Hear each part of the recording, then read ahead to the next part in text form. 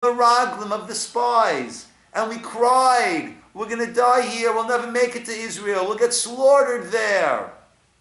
And Hashem says, okay, you won't make it.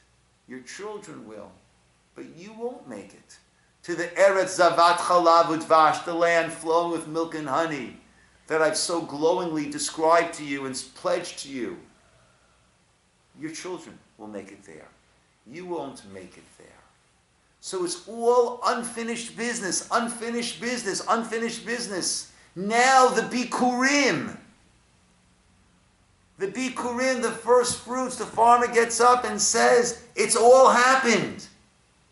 That whole long odyssey. The Egyptians mistreated us, afflicted us, placed hard work upon us. We cried out, you heard our affliction, you heard our voice, you took us out, and you brought us to this place. And you've given us, verse 9, this land, Zavat Chalav Udvash, flowing with milk and honey. And now, behold, I have brought the first fruit of the ground that you've given me, Hashem, and I shall lay it before you. Right? The first psukim that we had, right? You should take, when you enter the land that Hashem your God gives you as an inheritance, verse 1, you possess it and dwell in it. And you should take the first every fruit of the ground that you bring in your land that Hashem your God gives you again. And go to the place that Hashem your God will choose to make his name rest there. You go to the Beit HaMikdash, to Yerushalayim, to the place of the temple.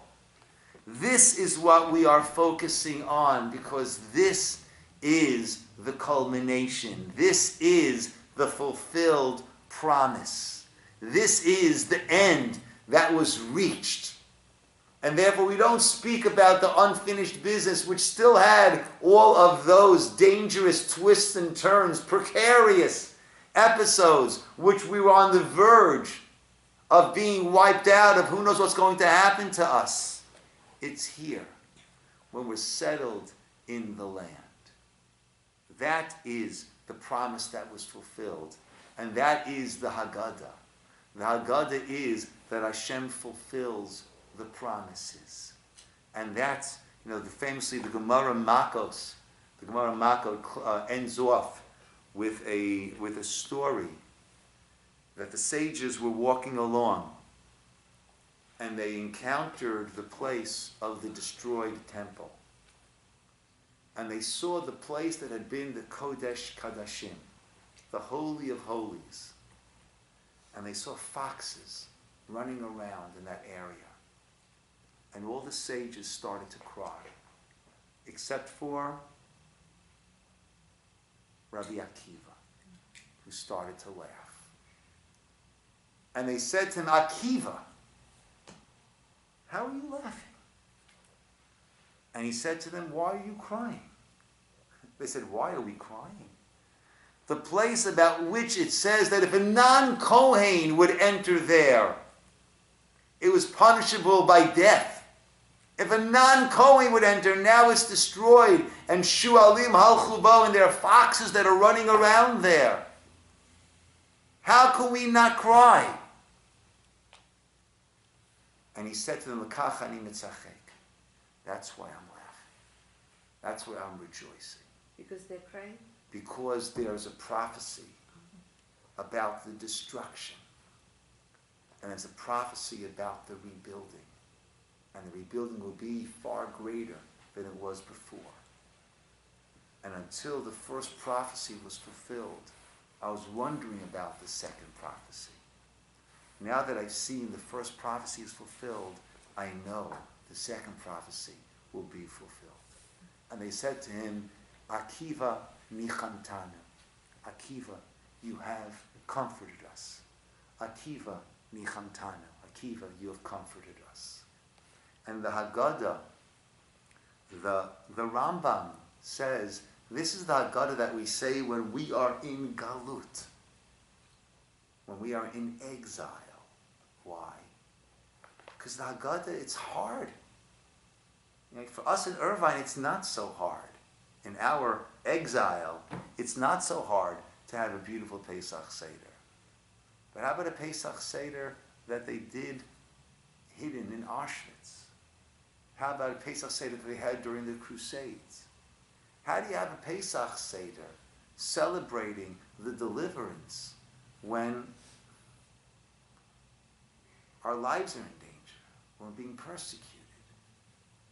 But the Seder focuses on the fulfillment of the promise. And it's the promise that keeps on going.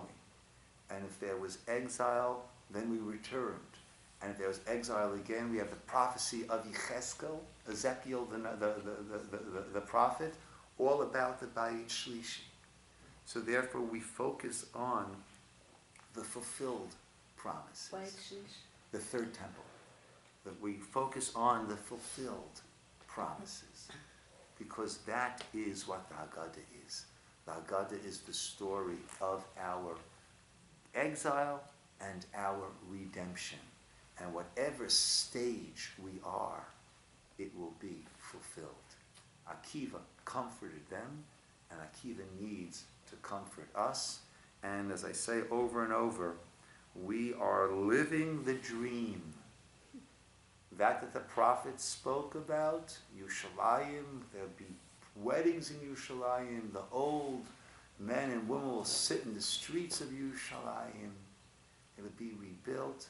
We're not yet fully there, but we are living the dream of this return, of this rebuilding. May it be completely, speedily in our days. Amen.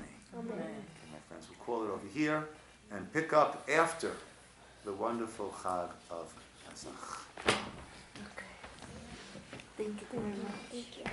Chag Sameach to everybody. There 80% of the Jews stayed in Egypt. 80%. According to that measure, yes. Can you close? Can you turn that off? You know, do that. Okay. Thanks. Rabbi, I have a Yes, question. sure.